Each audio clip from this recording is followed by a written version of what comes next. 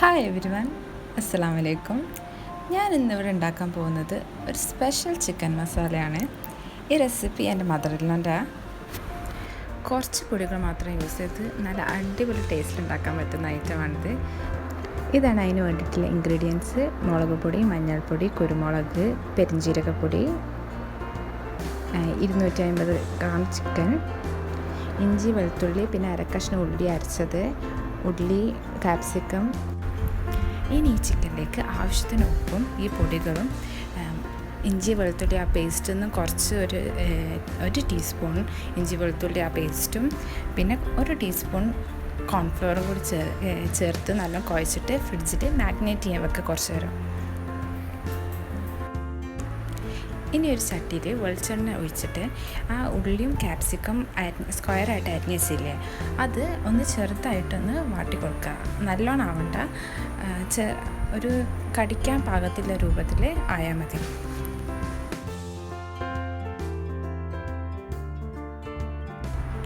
ഇനി ഒരു പാനിൽ ആവശ്യത്തിന് വെളിച്ചെണ്ണ ഒഴിച്ചിട്ട് ഈ മാഗ്നേറ്റ് ചെയ്ത ചിക്കന് ഒന്ന് ഫ്രൈ ചെയ്തെടുക്കുക.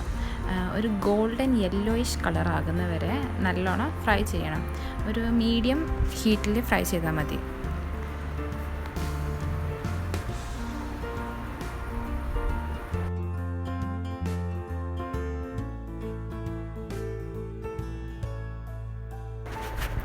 ഇതാ നമ്മുടെ ചിക്കൻ ഒരു ഗോൾഡൻ കളറായിട്ടുണ്ട്.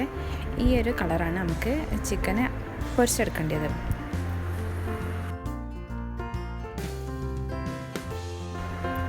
ഇതിൻ്റെ ഒരു അയൺ കാസ്റ്റിൽ നല്ല വെളിച്ചെണ്ണ ഒഴിച്ചിട്ട് ആ നേരത്തെ ചിക്കൻ പൊരിക്കാൻ എടുത്തില്ലേ, അതേ വെളിച്ചെണ്ണ തന്നെ യൂസ് ചെയ്താൽ മതി.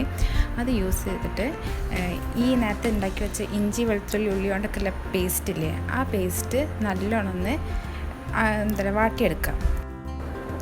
ഈ ഫ്രൈ മസാലയൊക്കെ ചെയ്യുമ്പോൾ ഈ ചിക്കൻ്റെ ഒക്കെ എപ്പോഴും നമ്മൾ ഈ അയൺ കാസ്റ്റ് യൂസ് ചെയ്യുമ്പോൾ അതാണ് ഒന്നും കൂടി കൂടുതൽ ടേസ്റ്റ് ഉണ്ടാവുക. എനിക്കങ്ങനെ ഫീൽ ചെയ്തത്. ഫ്രൈ പാനിനെക്കാട്ടും നല്ലതുമാണ്.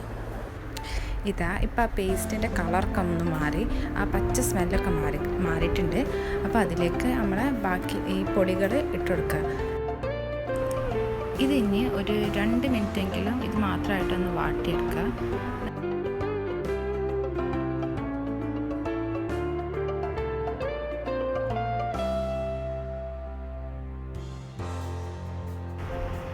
ഇനി ഇതിലേക്ക് നമ്മൾ ഫ്രൈ ചെയ്ത് ചിക്കൻ നേരത്തെ മാറ്റി വെച്ചില്ലേ, അത് ഇട്ട് കൊടുക്കുക. എന്നിട്ടത് നല്ലോണം ഒന്ന് ഇളക്കി കൊടുക്കുക.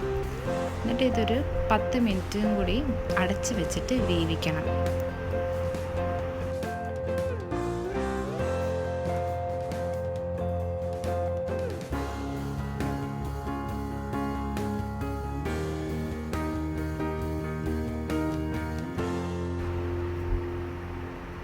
ഇനി ഇതിലേക്ക് ഒരു 1/2 കപ്പ് വെള്ളം ഒഴിച്ച് കൊടുക്കുക. എന്നിട്ട് ഒന്നും കൂടി ഇളക്കുക.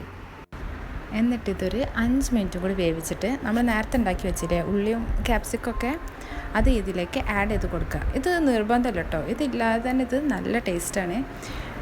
ഓപ്ഷണലാണ്, വേണമെങ്കിൽ ഇട്ടെടുത്താൽ മതി.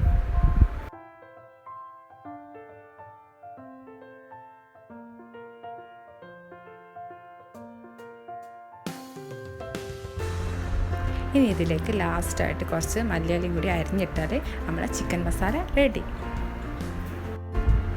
Thank you for watching.